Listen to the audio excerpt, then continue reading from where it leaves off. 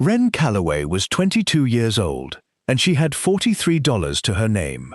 Not $43 and some change in a bank account somewhere.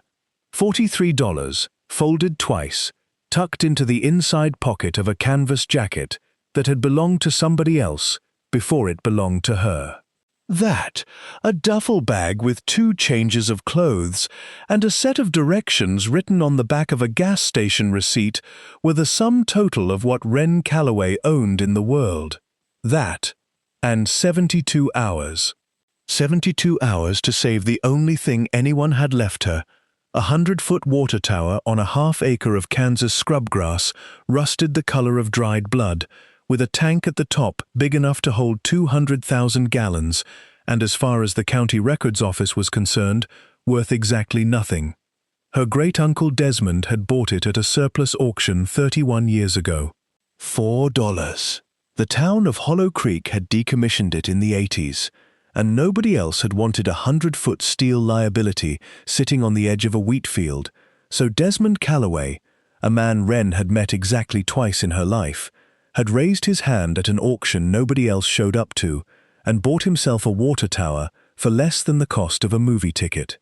Now he was dead, and it was hers. Almost. There was a lien on it. 9 years back, Desmond had taken a small loan against the property, $1,200 and change, to fix the access ladder after a storm bent it sideways. He'd been paying it down slow, the way a man pays down something he doesn't expect to matter much longer. He died owing $1,150 of it, and under Kansas law, the bank had 72 hours from the reading of the will to either collect that debt from the next of kin or take the deed and sell the tower, land and all, at their own auction to whoever wanted 100 feet of rust badly enough to pay for it. Wren had $43. She had 72 hours. And she had absolutely no idea what she was going to do about either fact. Have you ever had exactly one chance to save something and not even known deep down if it was worth saving? What she didn't know yet, standing at the base of that tower with the wind cutting sideways across the empty field, was that Desmond Calloway hadn't left her a water tower at all. He'd left her a question, and the answer to it was sealed inside a tank that hadn't been opened in over a decade. If you're just finding your way to this channel, welcome. Get comfortable, because this is the kind of story that's better told slow. The wind came in flat and cold across the wheat stubble, carrying the smell of rust and wet steel, and somewhere above her, a loose bolt on the catwalk ticked against the tank wall, over and over, like something counting down alongside her. 72 hours. And the clock didn't care whether she was ready. 3 days earlier, Wren had been sleeping in her car outside a Motel 6 in Wichita, not because she couldn't scrape together the $41 a night cost, but because $41 was 4 days of groceries, and groceries didn't run out on you the way people did. She'd aged out of the foster system 4 years ago on her 18th birthday with a trash bag of clothes and a caseworker named Patty who'd hugged her a beat too long in a Walmart parking lot and said, "You call if you need anything," in the voice people use when they don't expect the phone to ring. Wren hadn't called. She'd learned a long time before that, maybe from the second home, maybe the third. She'd stopped keeping precise count somewhere around the 5th. That needing things out loud was how you got disappointed on a schedule. She worked. She always worked. Warehouse shifts, a stretch waitressing, 3 months doing intake at a call center, until the call center moved to a building she couldn't get a bus to. She kept a bag packed at all times, not out of paranoia, just habit. The same way some people keep a spare key under a rock. You didn't unpack your whole life somewhere unless you trusted the somewhere. The call had come on a Tuesday. A lawyer's office in a town she'd never heard of. A man named Aldous Reyes with a slow, careful voice, telling her that her great-uncle Desmond had passed, and that he'd named her, specifically her, by full name, Wren Elizabeth Calloway, in a handwritten codicil to his will.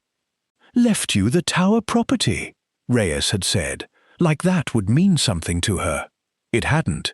She'd met Desmond Calloway twice, once at her mother's funeral, when she was 9, a tall, quiet man in a jacket too warm for the season, who'd shaken her hand like she was an adult and told her she had her mother's chin. Once more at 14, a single strange visit to whatever group home she'd been in that year. 45 minutes of him asking careful questions about her schoolwork, and her not really answering any of them, and then he was gone again, back to wherever he'd come from, and she hadn't thought about him twice in the 8 years since. She almost told the lawyer to sell it, whatever it was, and mail her the difference after his fee. She had rent to think about.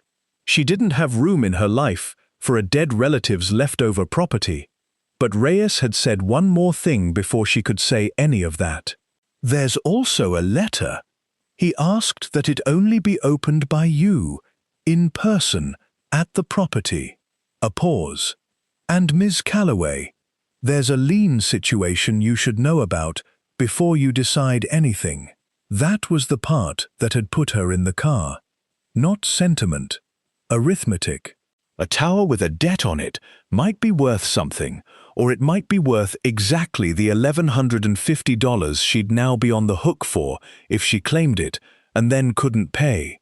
But a letter that a man had gone to the trouble of sealing up and insisting be read in a specific place, that was the kind of loose thread Wren Calloway had never in her life been able to leave alone. She'd driven 4 hours on a quarter tank of gas and the last of her patience, and now here she was, standing in a dead wheat field outside a town of 1,100 people, looking up at 100 feet of condemned steel that smelled like a man she barely remembered, with a clock running down somewhere behind her that she couldn't see and couldn't stop. The access ladder ran up the near leg of the tower, bolted and rust-streaked, disappearing into a round hatch near the base of the tank itself. At the foot of it, half buried in dead grass, somebody had left a small metal toolbox, padlocked, with a single word scratched into the lid in what looked like an old man's unsteady handwriting. Wren. She stood there a long moment, the wind pulling strands of dark hair loose from where she'd tied it back that morning, her boots already soaked through from the wet grass, and felt something she hadn't let herself feel in a long time. Curiosity. Not hope. She'd learned better than that. Just curiosity, sharp and undeniable, pulling her forward the same way it always had, toward things other people had the sense to leave alone. She knelt down in the grass and reached for the toolbox. It wasn't locked with a key. It was locked with a combination dial, 4 digits, and taped to the underside of the lid was a single scrap of paper that made her stomach drop before she'd even finished reading it. "You'll need more than luck to get up that ladder in time. Start with the year I bought this place. D, 72 hours. A tower she couldn't afford to save and couldn't quite bring herself to walk away from. And somewhere above her, sealed inside 200,000 gallons of empty steel tank, a dead man's answer to a question she hadn't known she was asking. Wren tried Desmond's birth year first. She didn't actually know it, so she guessed, working backward from what little she remembered of the funeral program from her mother's service, back when she'd stood next to him in a church basement, and someone had mentioned he was Ellen's older brother by 6 years. It didn't work. The dial refused to budge past the 3rd number. She sat back on her heels in the wet grass and made herself breathe. The year I bought this place, not his birth year, the auction year. Reyes had mentioned it on the phone, hadn't he? Some detail about the property's history he'd rattled off while she was only half listening, too busy doing math about gas money to care about dates. She dug her phone out of her jacket pocket, down to 11% battery, and scrolled back through her call log until she found the voicemail Reyes had left before she'd finally picked up. She played it once, twice, holding the phone tight against her ear against the wind. Acquired the property at a county surplus auction in the fall of… There it was. 4 digits. She turned the dial with fingers that had gone stiff from the cold, and on the 3rd try, the padlock gave with a small, satisfying click that felt bigger than it had any right to. Inside the toolbox, a coil of old rope, a headlamp with dead batteries, a socket wrench set missing 2 sockets, and a single brass key on a length of twine, tied to a laminated card. The card had a hand-drawn map on it, not of the tower, but of the town half a mile down the road. Hollow Creek. Population, according to the faded sign she'd passed on the way in, 1106. One building on the map had been circled in the same unsteady pen as the toolbox lettering. Ruth's? Ask for Hal. Wren didn't know who Ruth was. She didn't know who Hal was.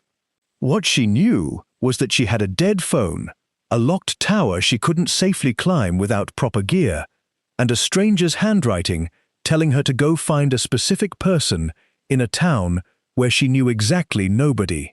She went. She didn't have a better idea. Ruth's turned out to be a diner, the kind with a hand-painted sign and a bell over the door that had clearly been ringing the same note for 40 years. Inside, it smelled like coffee and bacon grease and the particular staleness of a building that had been standing through a lot of Kansas winters. 3 men in feed store caps sat at the counter, and every one of them looked up when the bell rang and didn't look away again for a good long while. Help you? The woman behind the counter was somewhere past 60, silver hair scraped back, an apron that had clearly survived a war. Her name tag said Ruth in letters that had mostly worn off. "I'm looking for someone named Hal," Wren said. She hesitated over how much to say. "I'm Desmond Calloway's niece." Something moved through the diner at that. Not dramatic, just a small shift, cups lowering an inch, one of the men at the counter turning fully around on his stool to look at her properly. "Desmond's niece," Ruth repeated, like she was trying the words on for size. "Didn't know Des had people." "Neither did I, really," Wren admitted, which got the faintest huff of something from the man on the end stool. Not quite a laugh. That man, it turned out, was Hal. Hal Prentice, 71 years old, retired from 38 years running the county's water utility before Hollow Creek's system got absorbed into the regional co-op and put him out of a job he'd loved more than he'd ever admit out loud. He had a weathered, sun-cracked face, hands like old leather gloves, and eyes that studied Wren for a long moment before he said anything at all. "You look like your mother," he said finally. "Saw her exactly once, at Des's sister's wedding. Must be, Lord, 30 years back now." "You've got her chin." Wren's throat tightened unexpectedly. It was the second time in her life a Calloway man had told her that, and the first one was dead now, and this one was a stranger who apparently remembered a wedding she'd never even heard about. "You knew him well?" she asked. "My uncle." Hal was quiet a moment, turning his coffee cup a quarter turn on its saucer. "Knew him 30 years. Wouldn't say I knew him well. Des kept to himself, mostly. After…" He stopped, glanced at Ruth, some unspoken thing passing between them that Wren clocked and filed away without understanding it. "After some things happened, he bought that tower off the county the same year I started running the plant. Everybody thought he was a damn fool. Man had money, or had had money once, and he spends it, spends what little was left of it, on 100 feet of condemned steel nobody else would give $4 for. Why'd he want it? Never said." Hal shrugged, but it was the shrug of a man who had a theory he wasn't offering up for free. "Kept it locked up tight as a bank vault the whole time I knew him. Wouldn't let anybody up that ladder, not the county inspector, not the kids who used to dare each other to climb it. There was talk, time to time, about what he kept up in that tank. What kind of talk? The dumb kind, mostly. Small towns need something to talk about. Hal's eyes were steady on her, though, in a way that suggested he didn't entirely believe his own dismissal. You're not gonna get up there without help, you know. That ladder's not been inspected in a decade, and the hatch mechanism at the top's rusted solid last I heard. And I understand you're working with something less than a generous amount of time. Wren stiffened. How'd you know about the 72 hours? Small town, Ruth said dryly, refilling a coffee cup nobody had asked her to refill. Aldous Reyes's paralegal is my niece's roommate. Everybody within 8 miles of here knew about that lien before you crossed the county line, honey. Wren didn't know whether to be embarrassed or grateful. She settled, exhausted, on something closer to the second. I don't have money to pay anybody for help, she said honestly. It felt strange, saying it plain like that to strangers, but she'd learned somewhere along the way that pretending otherwise wasted time she didn't have. I've got $43 and about 68 hours left. The 3 men at the counter exchanged a look that Wren couldn't fully read. Amusement, maybe, or something gentler underneath it. It was Hal who finally set his coffee cup down with a decisive click. Didn't ask you for money, he said. Des Calloway pulled my truck out of a ditch during an ice storm in '06 and never once mentioned it again, not for 30 years, like it hadn't cost him a whole afternoon and half a tank of gas. Man helped people quiet, never made a show of it. I figure I can spare a Saturday for his niece. He stood, joints cracking audibly, and reached for a battered ball cap hanging on the stool beside him. Got proper rope, harness, a ladder inspection kit in my truck bed already, matter of fact. Was gonna use it on my own barn roof this weekend. Roof can wait. Why would you have all that just sitting in your truck? Hal paused at the door, and for just a second, something crossed his weathered face that looked almost like grief. Man makes a habit of checking on a friend's property every now and then, he said, even after the friend's gone and there's no good reason left to keep doing it. He held the door, the bell ringing that same worn note. You coming, or you gonna sit there and let the clock run? Wren looked back once at Ruth, who gave her a small nod that felt, somehow, like the first real welcome she'd gotten in this whole strange day, and followed Hal out into the wind, toward a truck loaded with exactly the equipment she hadn't known she desperately needed. Driven by a man who'd been quietly watching over her uncle's tower for reasons he clearly wasn't ready to explain yet. You did this a lot, Wren said. Not quite a question. Drove out here, I mean, after he died. Couple times, Hal admitted. First to make sure nobody'd broken in and hurt themselves on that ladder. Then just habit, I guess. Man spends 30 years watching a thing.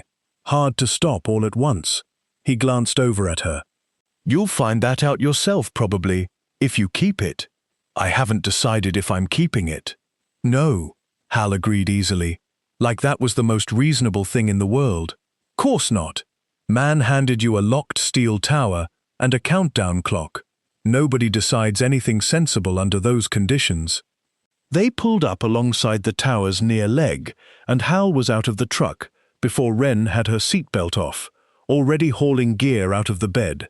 A proper climbing harness, a coil of yellow safety rope, a battered toolbox of his own that looked like it had seen 40 years of honest use.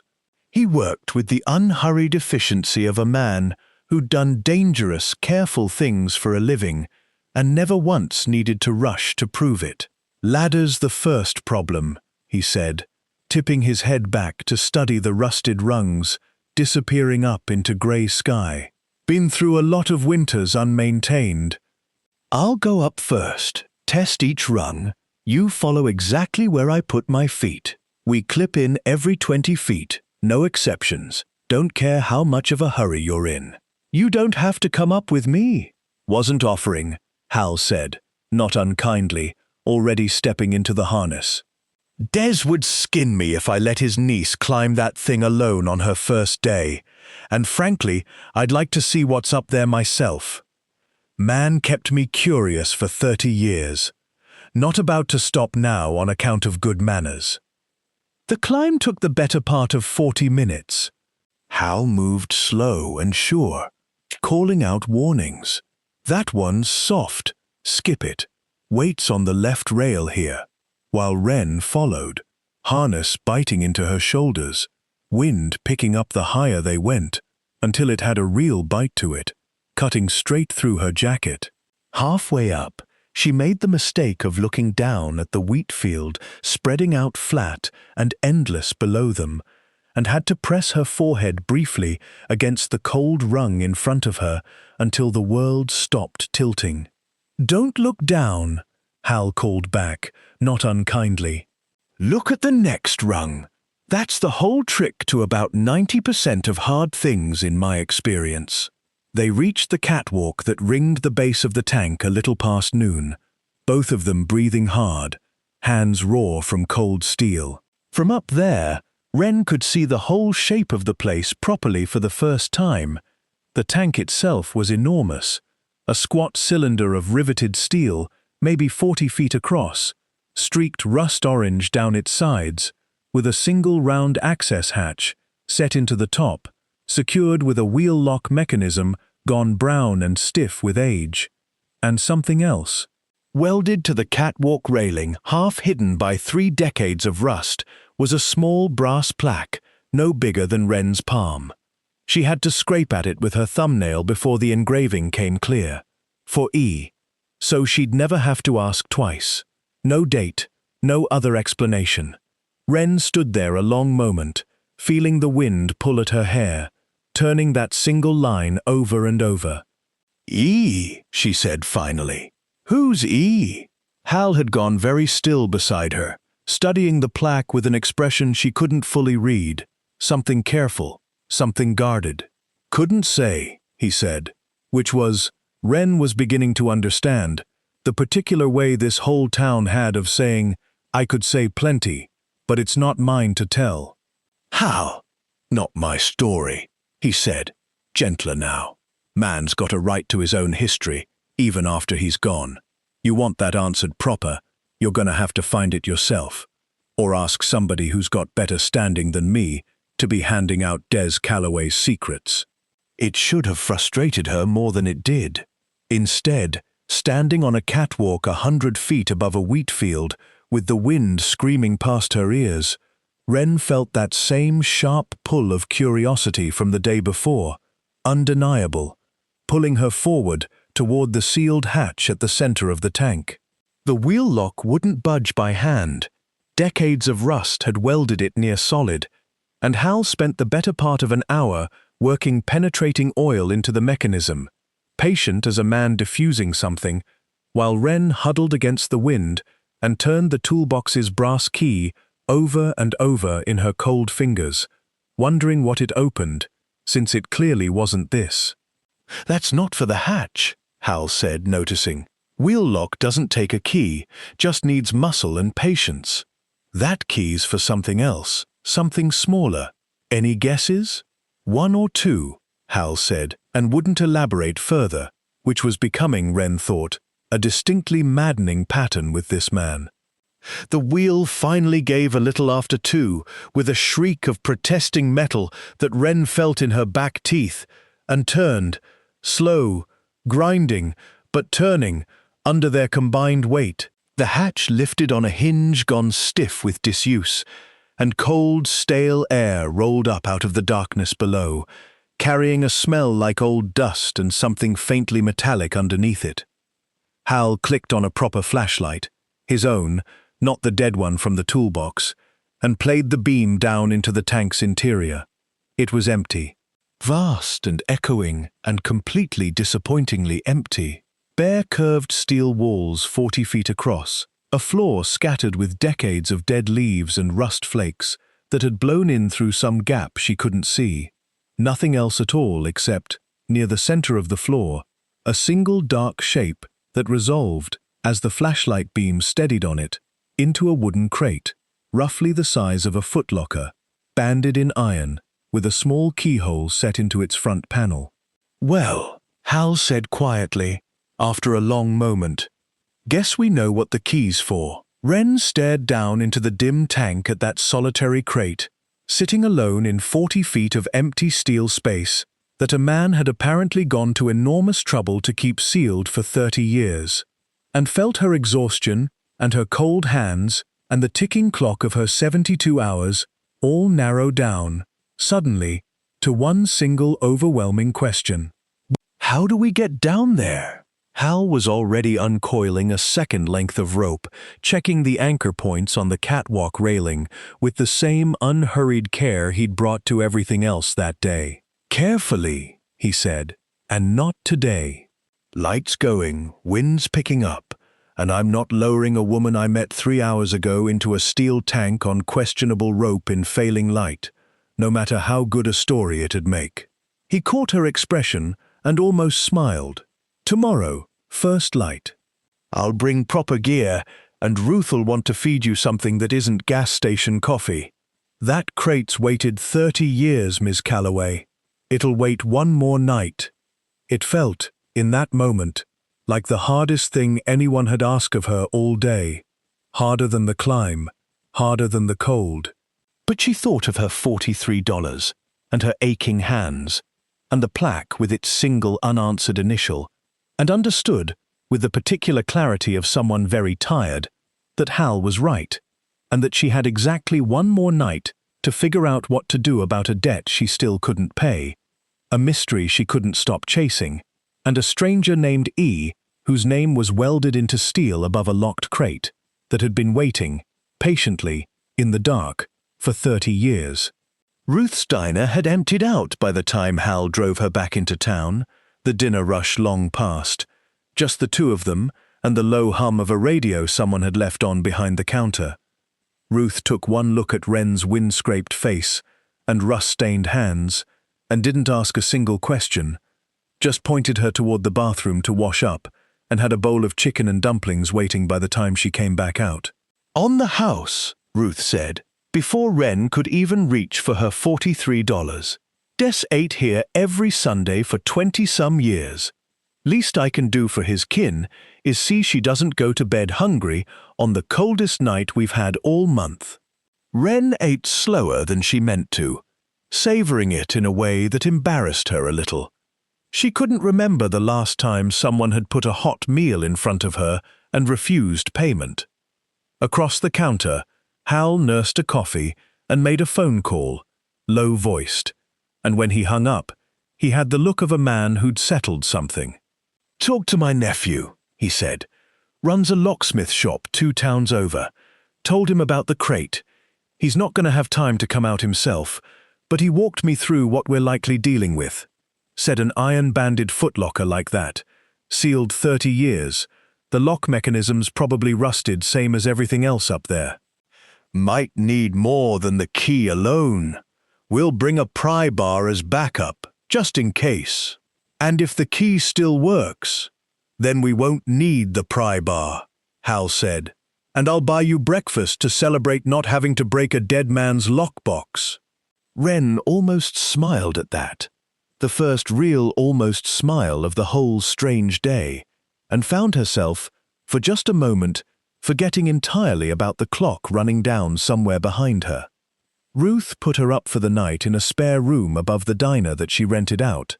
She said, "To hunters in the fall, mostly, but it's yours tonight, no charge." It was small and plain. A narrow bed, a dresser with a cracked mirror, a window that looked out over the dark shape of the wheat field, and beyond it, the tower itself. A black silhouette against a sky gone thick with stars, in a way Wren had never seen in any city she'd lived in. She lay awake a long time, turning the brass key over in her fingers, thinking about a plaque that said 4E, and a lawyer who'd been careful about how much he told her, and a whole town that seemed to know more about her own family than she did. "Who are you, E?" she thought, and fell asleep somewhere in the middle of not finding an answer. Hal picked her up before the sun was fully over the horizon, a thermos of coffee on the seat between them, and a proper rope and pulley rig loaded in the truck bed, alongside a battered pry bar Wren hoped they wouldn't need. The climb went faster this time. Her body remembered yesterday's route, even through the ache in her shoulders. And by full light, they stood again on the catwalk, the wheel lock hatch, already yawning open from the day before, cold air still rising up out of the dark tank like it had never stopped. "I'll lower you," Hal said, checking the anchor points a second and third time with the same careful patience he brought to everything. "Harness stays clipped the whole way down, no exceptions. You get to that crate. You don't unclip until your feet are flat on that floor, and I've confirmed the anchor's holding. Understood?" "Understood." The descent took only a few minutes, but it felt longer, the tank's curved walls sliding past in the grey morning light, filtering down through the open hatch above, the sound of her own breathing loud in the enclosed space. Her boots hit the floor with a soft crunch of dead leaves and rust flakes, and she stood there a moment, letting her eyes adjust, before turning toward the crate. Up close, it was smaller than it had looked from above, maybe 2 feet by 3, iron-banded, the wood beneath the bands gone silver-grey with age but solid, not rotted through the way she'd half expected. The keyhole sat dead center of the front panel, worn smooth by a hand that had opened this crate, she guessed, at least a few times before sealing it up for good. Her own hand shook slightly as she fitted the brass key into the lock. It turned, stiffly, with a grinding resistance that made her heart drop for a second. But it turned, all the way, and the lock released, with a small metallic clunk that echoed strange and hollow around the tank's curved walls. "It worked," she called up, and heard Hal's answering whoop of triumph from the hatch above, entirely undignified for a 71-year-old retired utility worker, and somehow exactly right for the moment. She lifted the lid. For a second, in the dim light, she couldn't fully process what she was looking at. Bundles of cash, wrapped in what looked like decades-old rubber bands gone brittle and cracked, stacked neat and tight to fill most of the crate's interior. Not a fortune by movie standards, she'd learn later when she finally counted it properly, but more money than Wren Calloway had ever seen in one place in her entire life. Beneath the cash, a smaller wooden box, and beside that, wrapped in what had once been oilcloth and had mostly disintegrated with age, a leather-bound book that looked like a journal, and on top of everything, resting where it couldn't be missed, a single envelope with her name on it, in the same unsteady handwriting from the toolbox lid. Wren! Her hands were shaking properly now, not from cold. She heard Hal calling something down to her, asking if she was all right, and had to clear her throat twice before she could call back up, that she was fine. She was fine. She just needed a minute. She didn't open the envelope down there in the dark. Some instinct told her this wasn't a letter meant to be read alone in a rusted tank with her hands still trembling. This was a letter that deserved daylight, and quiet, and time she didn't currently have 70-some hours of. She loaded the crate's contents carefully into the canvas bag Hal lowered down for exactly that purpose. Cash, journal, small box, letter, all of it, and clipped herself back into the harness and let Hal haul her back up into the grey morning light, her heart going harder than the climb alone could account for. "Well?" Hal said, when she was finally standing beside him on the catwalk again, breathing hard, the bag clutched against her chest, like it might disappear if she loosened her grip. "There's money," Wren said, still half disbelieving her own words. "And a journal, and a letter, for me." She looked at him, and something in her voice cracked slightly around the edges in a way she hadn't expected, and couldn't quite stop. "Hal, why would he do this? I met him twice in my whole life. Twice." Hal was quiet a moment, looking out over the wheat fields spreading gold and endless in the early light, his weathered face unreadable. "Maybe," he said slowly. "You ought to go find out. There's a bench down by the old rail crossing. Quiet spot. Des used to go sit there some mornings." Might be a good place to read whatever that man wrote you. He started coiling rope, giving her, she understood, exactly the kind of space a person needed to open a letter like this one. I'll get us back down safe. After that, whatever you decide to do, I figure it's between you and him. Wren looked down at the envelope in her hands, her own name written there in handwriting she was only now, slowly, starting to recognize as family, and felt the 72-hour clock, for just a moment, go entirely quiet in her mind, replaced by something that mattered more. The bench by the old rail crossing sat under a bare cottonwood tree, weathered grey, half sunk into ground gone soft with old rain. Hal dropped her there without a word, just a nod and a promise to come back in an hour with the truck, and then she was alone with the wheat stretching flat in every direction, and a canvas bag heavy against her hip, and an envelope with her name on it that she'd been carrying, unopened, for the better part of an hour now. She sat. The wind had died down some since yesterday, just a thin, cold current moving through the dead grass at her feet.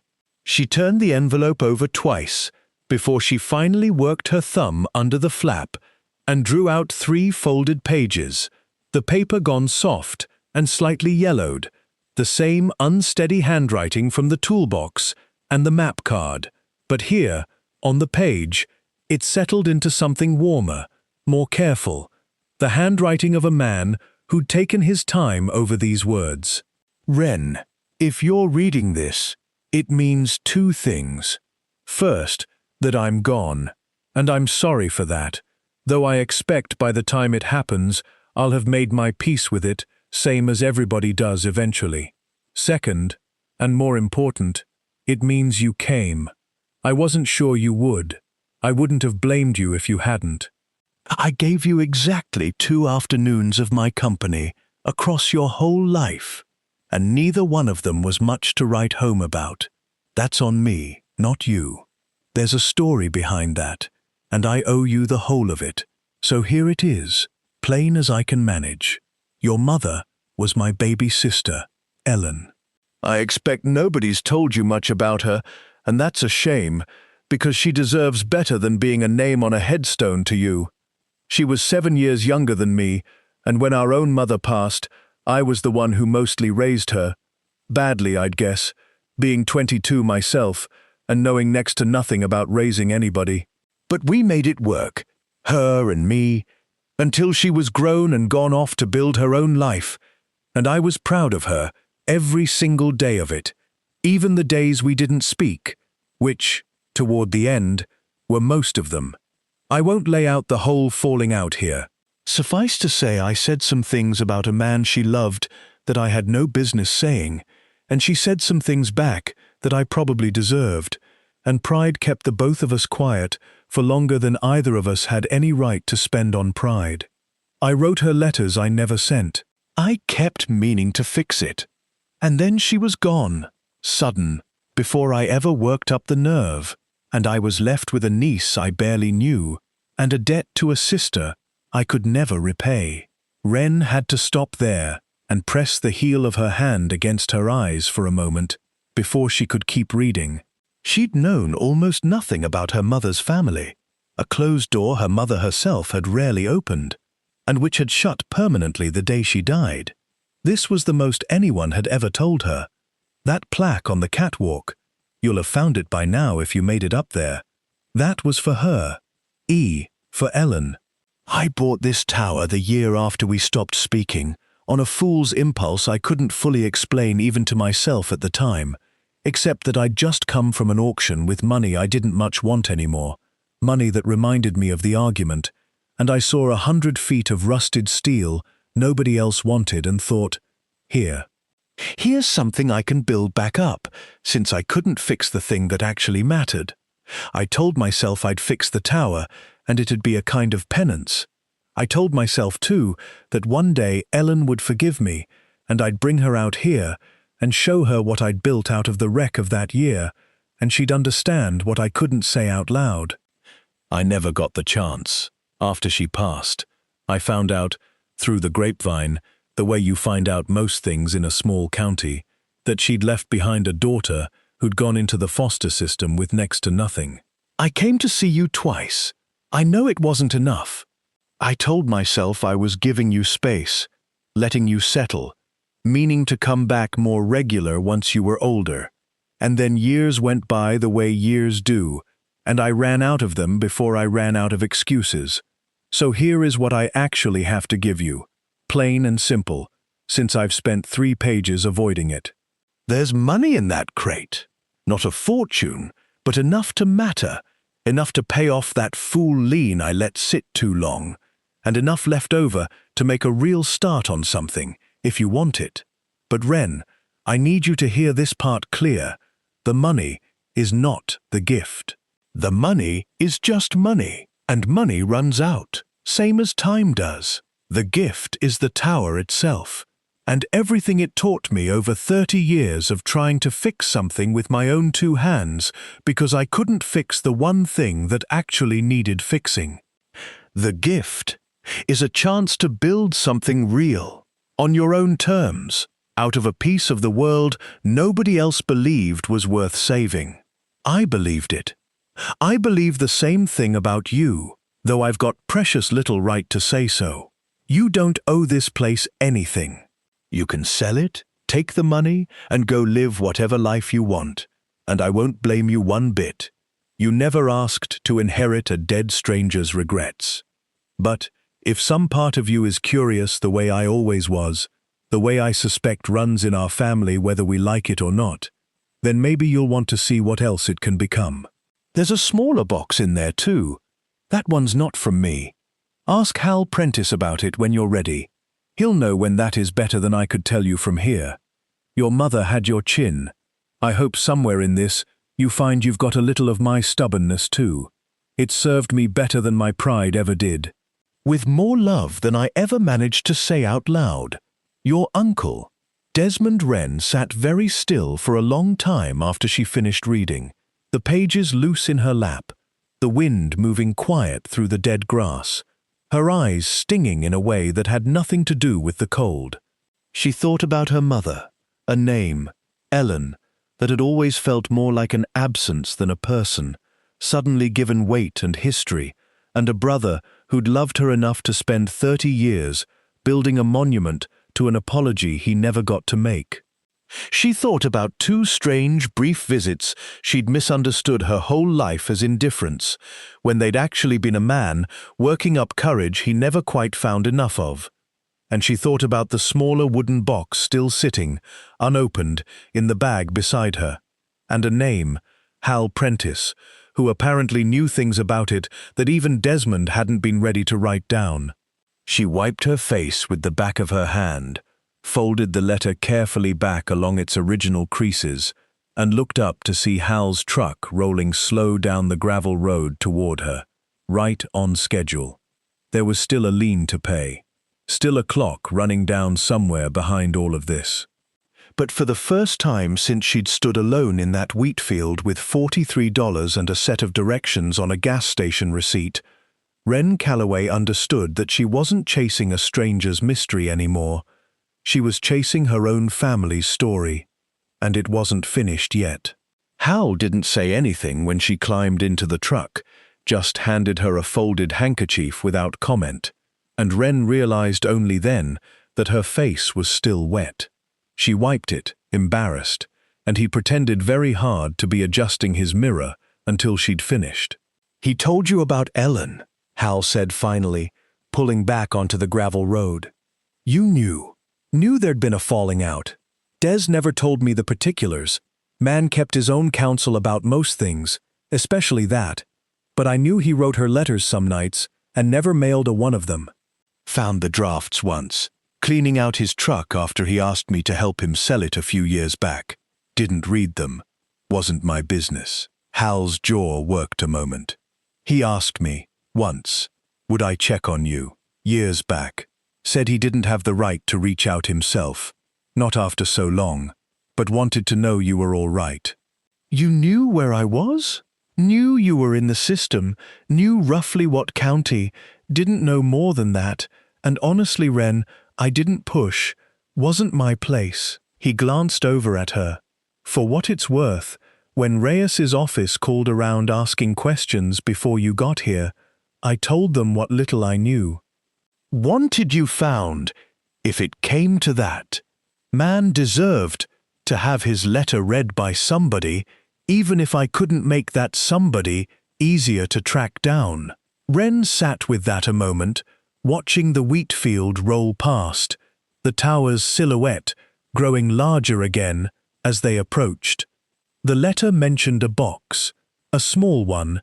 Said to ask you. Hal's hands tightened slightly on the wheel. Not alarm exactly, but something careful. Figured he might. Well, it's not mine to explain the way the letter explains things, Hal said. But I can tell you this much. That box has been sitting in my gun safe at home for going on 6 years now. Des asked me to hold on to it. Said if anything ever happened to him, and you turned up, I was to give it to you once you'd read his letter proper. Didn't ask me to open it. Didn't tell me what's inside.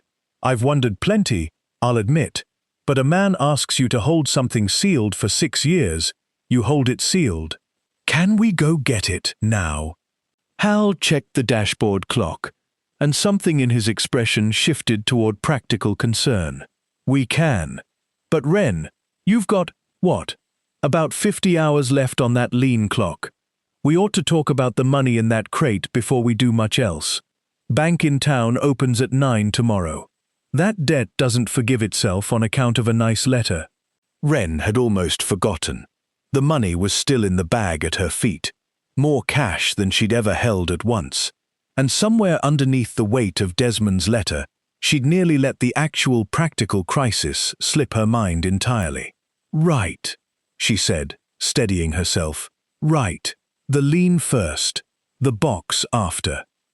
The bank sat on Hollow Creek's single main street, a squat brick building that looked like it hadn't been renovated since the 70s, and the loan officer who eventually saw her, a tired-looking man named Grissom with a coffee stain on his tie, seemed genuinely surprised when Wren counted out $1,150 in cash across his desk, 3 days ahead of the deadline listed in his own paperwork. Where'd you come up with this? He asked, not unkindly, mostly bewildered. Family, Wren said, which felt truer than any longer explanation she could have given. Grissom processed the payment, printed a lien release, and slid it across the desk with the particular satisfaction of a man closing out an old, annoying file. Property's clear, he said. Congratulations. Or condolences. Depending how you feel about owning a 100-foot water tower, Wren folded the release carefully into her jacket pocket, next to the last of her original $43, and walked out onto Hollow Creek's main street into thin winter sunlight, feeling something she hadn't expected to feel this soon, that the tower, rusted, condemned, absurd, was actually, legally, unquestionably hers. She had maybe $6,000 left from the crate, once the lien was paid. Not a fortune, but more than she'd ever had, and hers, and sitting on top of a piece of land that, for the first time in her adult life, nobody could take away from her over a debt she couldn't pay.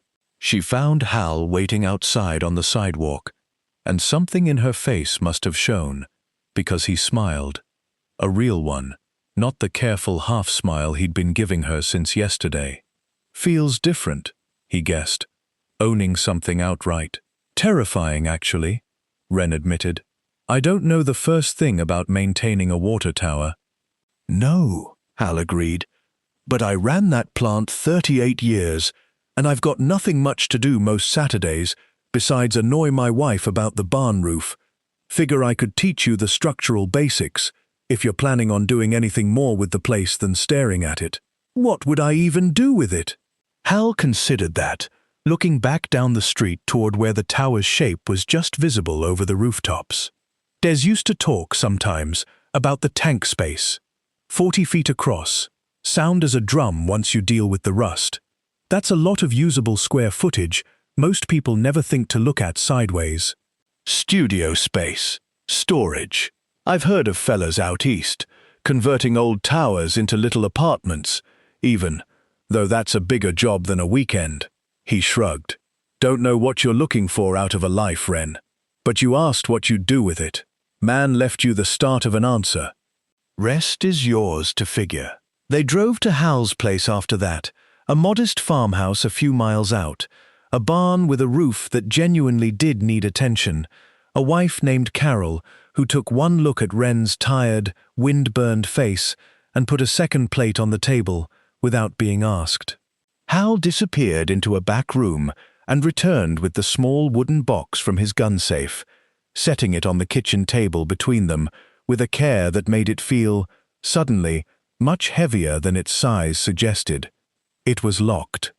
A different lock than the crate, smaller, newer looking, with no obvious keyhole at all, just a small dial set into the lid. A combination lock, just like the toolbox. Wren stared at it, exhaustion and curiosity warring in her chest in equal measure, and felt the sharp, familiar pull of another unanswered question stacking up on top of all the others this strange week had handed her. Any guesses what the combination might be? Hal asked, watching her face.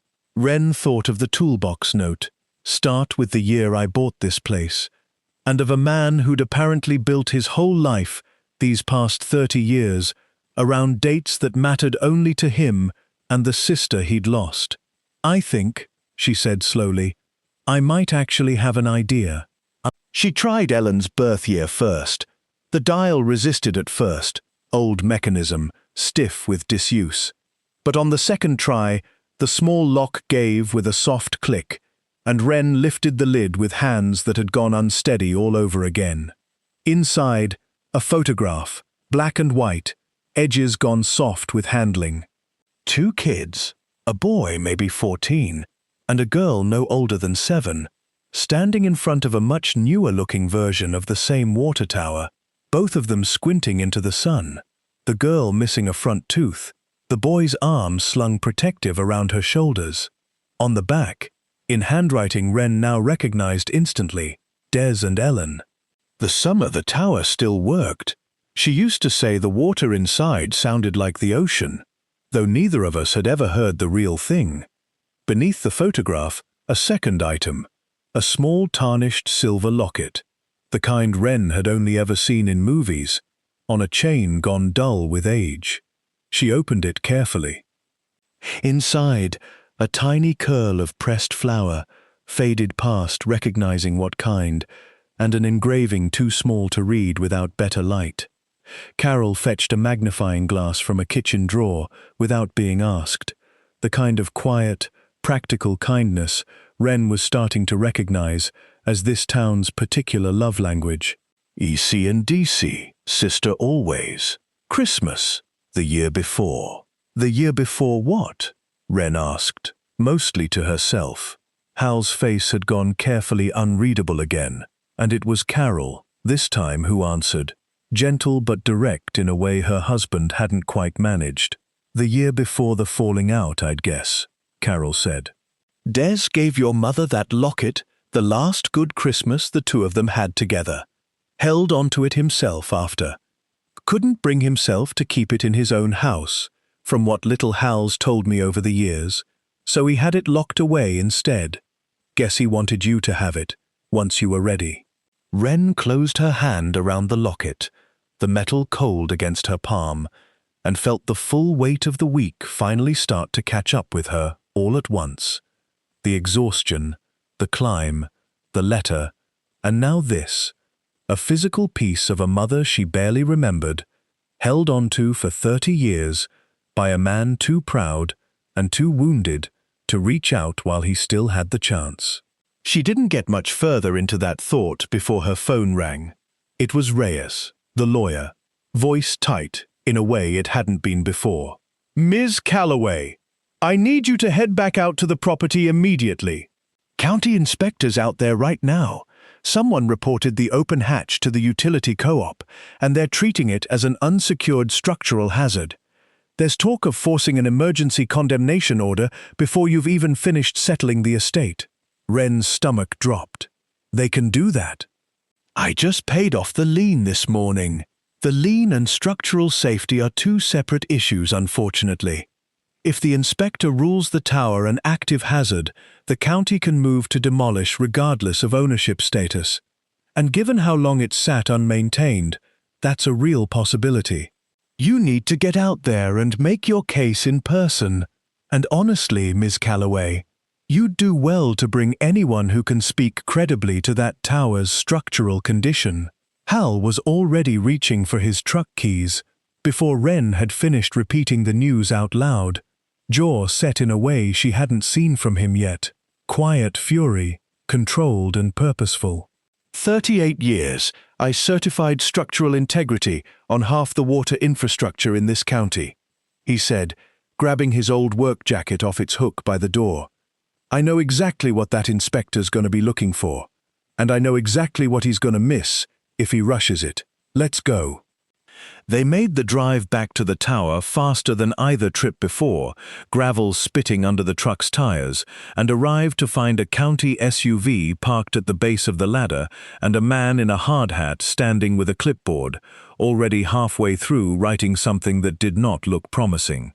Inspector Dunning, Hal said, climbing out before the truck had fully stopped, his voice carrying the particular authority of a man who used to hold exactly this job. Whatever you're about to write down, I'd ask you hold off 5 minutes and let me walk you through what you're actually looking at. Dunning, younger than Wren expected, maybe 40, looked between Hal and Wren with open suspicion.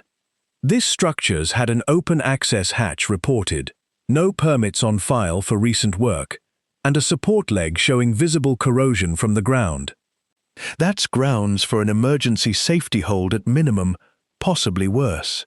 The hatch was opened yesterday, under proper harness protocol, by me, 38 years running this county's water infrastructure, before you had your license, if that means anything to you, Hal said, steady but firm. Corrosion's surface level on that leg, and I'd bet good money you haven't actually climbed up to check the load-bearing welds yet, because if you had, you'd know they were reinforced in the 90s, back when Des Calloway had proper work done that just never made it into whatever paperwork you're going off. That's a significant claim without documentation. Then let me show you, Hal said, instead of standing here arguing about it while the light goes. What followed was the longest hour of Wren's week, Hal and Dunning climbing together while she waited at the base of the tower, her chest tight with a fear that had nothing to do with heights and everything to do with the sudden, sickening possibility that she could lose the tower now, after everything, to a county form and an inspector's bad afternoon. She thought about the letter in her jacket pocket, about a photograph of 2 kids squinting into long-ago sunlight, about a locket she was still, absurdly, clutching tight enough to leave marks on her palm. Not now, she thought, watching the 2 men's shapes moving small and careful along the catwalk high above her. Not after everything it took to get here.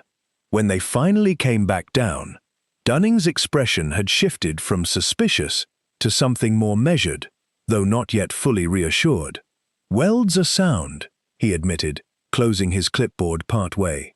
I'm not clearing this outright. You'll need a certified structural engineer's full report within 30 days. Proper documentation this time, and the hatch stays secured with a proper lock until then, not just closed. But I'm not issuing an emergency demolition order today. 30 days. A real deadline, but a survivable one. Nothing like the brutal 72 hours she'd started this week fighting against. Wren let out a breath she felt like she'd been holding since the phone rang, her legs suddenly unsteady beneath her, the locket still warm from her own grip in her closed fist. Thank you, she managed, to both of them. Don't thank me yet, Dunning said, not unkindly, packing up his gear. 30 days isn't forever. Get that engineer's report, Ms. Calloway. I'd hate to be back out here with worse news next time. He drove off, leaving Wren standing in the gathering dusk beside a tower she'd nearly lost twice in as many days, with a locket in her hand, a letter in her pocket, and 30 new days stretching ahead of her. And, for the first time, someone standing solidly beside her who actually knew how to help her use them. The 30-day reprieve should have felt like relief. For the first 2 days, it mostly felt like a held breath Wren still hadn't let go of. She stayed on in Hollow Creek, Ruth's spare room becoming less of a temporary arrangement and more of an actual living situation, an arrangement neither of them had formally discussed, but that both seemed to understand without needing to. She spent her mornings with Hal, learning things she hadn't known she needed to know: how to read corrosion patterns, how to test a weld by ear and feel, how to price out a structural engineer's report against the $6,000 she had left and still have enough to eat. The engineer, when they finally found one willing to drive out to a decommissioned tower in the middle of a Kansas wheat field, was a brisk, no-nonsense woman named Priya Anand, who spent 4 hours going over every inch of the structure Hal had access to, and came away with a verdict that was, at least, not immediately catastrophic. "Legs and primary welds are solid," she told Wren, spreading photographs across the hood of her car. Whoever reinforced this in the 90s did it properly. "But you've got significant surface corrosion across the tank exterior that needs addressing within the year, and the interior."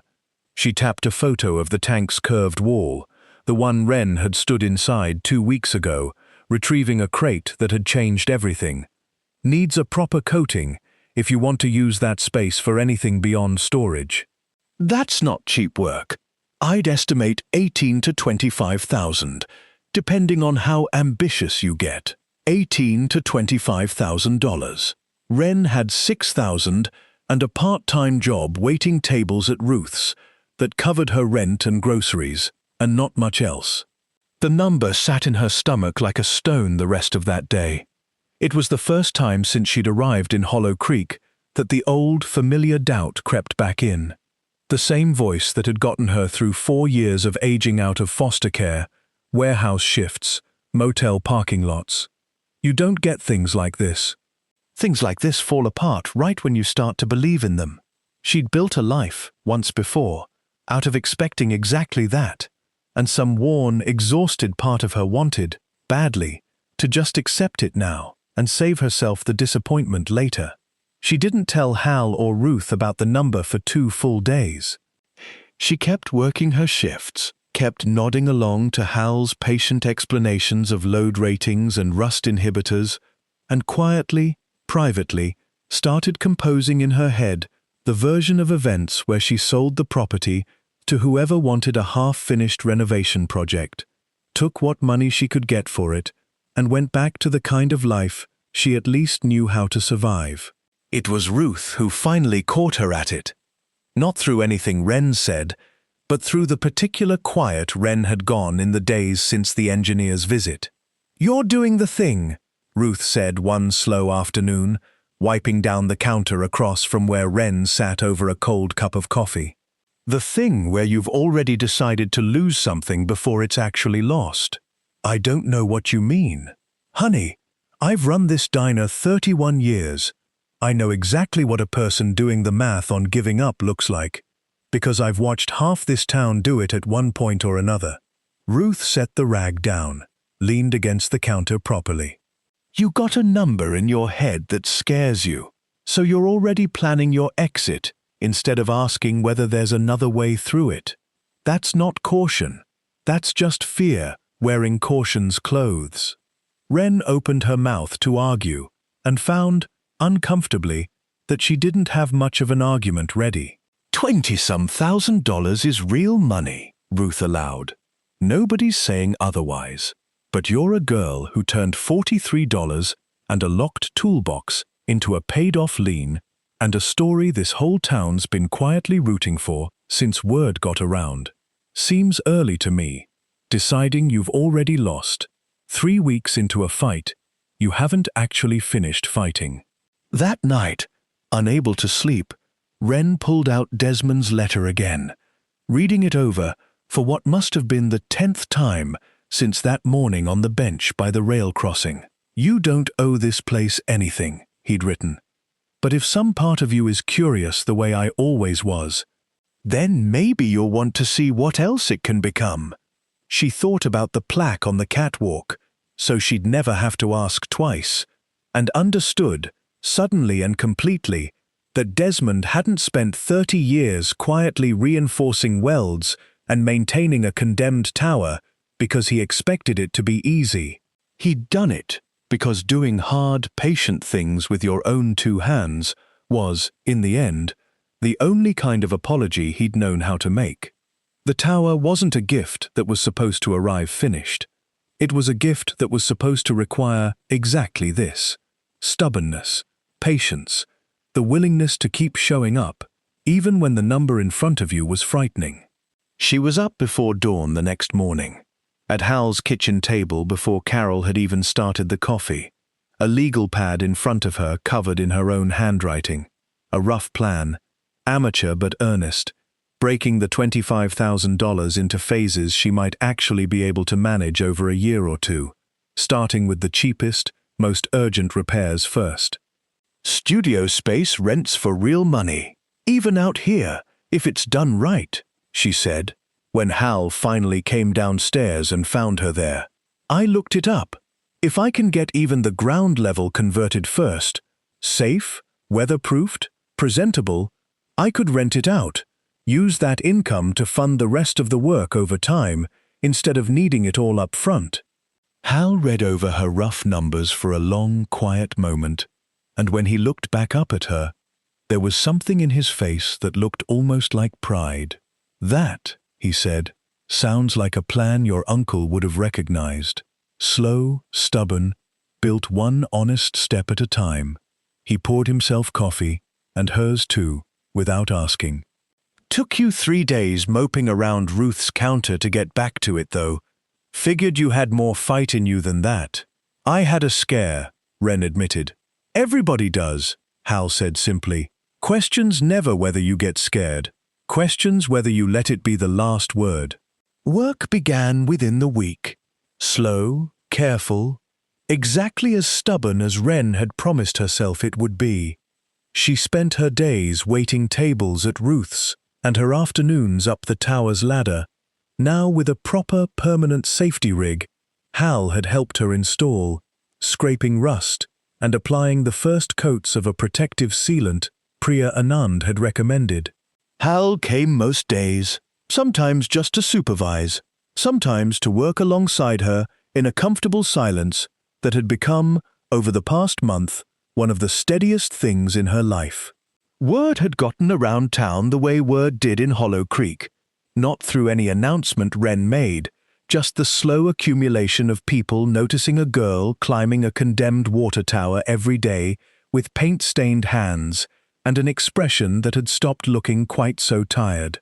A few of the men who'd sat wary and watchful at Ruth's counter that first afternoon started stopping by the property some evenings, unasked, the way Hal had, one to help her run electrical conduit up the tower leg, another, a retired contractor named Silas, who'd known Desmond only in passing, to donate a stack of leftover insulation panels he'd been meaning to get rid of anyway. "Man'd be pleased," Silas told her, hauling panels out of his truck bed, seeing this place come back around. Everybody figured that tower for dead weight 30 years running. Nice to be wrong. By the 4th week, the ground level of the tank had a proper subfloor, insulated walls, and the beginnings of what Wren was already, privately, starting to think of as a real space, not finished, not close to it, but no longer just a rusted shell either.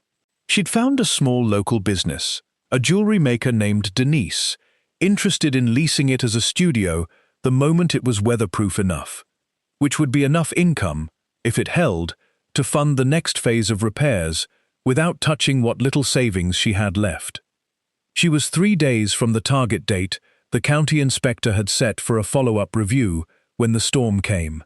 It rolled in from the west with almost no warning, the kind of fast, violent spring system Kansas produced with terrifying regularity.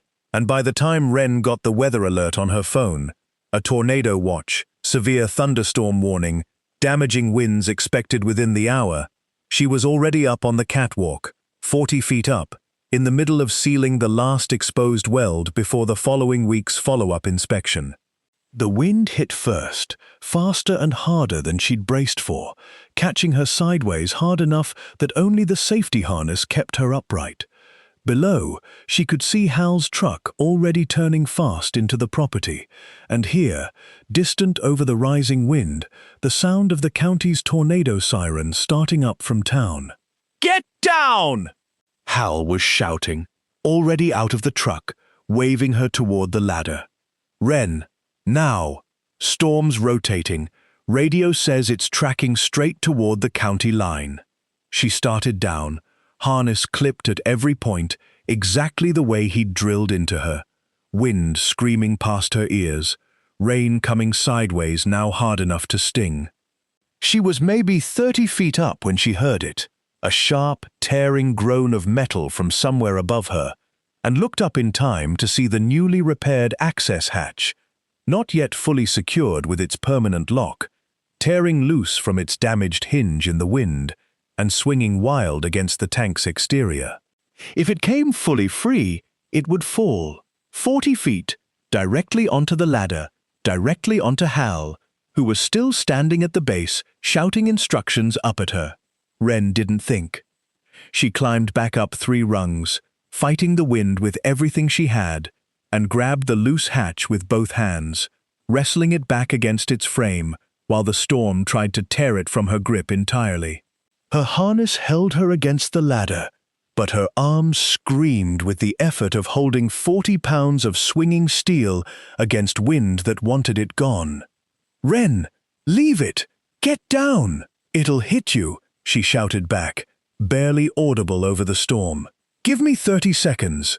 She'd learned, over the past month, exactly which bolts held the hinge and exactly how the emergency latch worked. Hal had walked her through it a dozen times, patient repetition that had felt, at the time, like excessive caution for a hatch that wasn't even fully installed yet. She found the latch, now by feel more than sight, rain blinding her, and forced it home with the last of her strength, the hatch shuddering once against the wind and then, finally, holding. She got the rest of the way down the ladder, on legs that had gone to jelly, and Hal caught her at the bottom, both of them soaked through, the storm still screaming around them as he half-dragged her toward the truck's shelter. "That was reckless," he shouted at her, over the wind, though his hands on her shoulders were checking for injury more than expressing anger. "It would have killed you if it fell, and it could have killed you up there." But something in his face, even furious and soaked and afraid, held something like awe underneath it. "Where'd you learn that latch mechanism that fast?" "You taught me," Wren said, breathless, shaking with adrenaline and cold. "A month ago. I didn't even think about it. It was just there." The storm passed within 20 minutes, tracking north of town, doing damage to a grain silo 8 miles out, but sparing Hollow Creek itself. By the time the sky cleared, gone that particular scrubbed, golden-color storms sometimes left behind, Wren and Hal stood together at the base of the tower, both soaked, both shaking slightly from adrenaline, looking up at a hatch that had held, a structure that had held, because a month of patient, stubborn, unglamorous work had actually meant something when it counted. "You know," Hal said finally, quiet now, the storm's fury entirely spent. "Your uncle used to say something, back when I first knew him, said the whole point of building a thing properly, slow and careful, wasn't really about the good days. Said you build it careful so it holds on the one bad day you didn't see coming."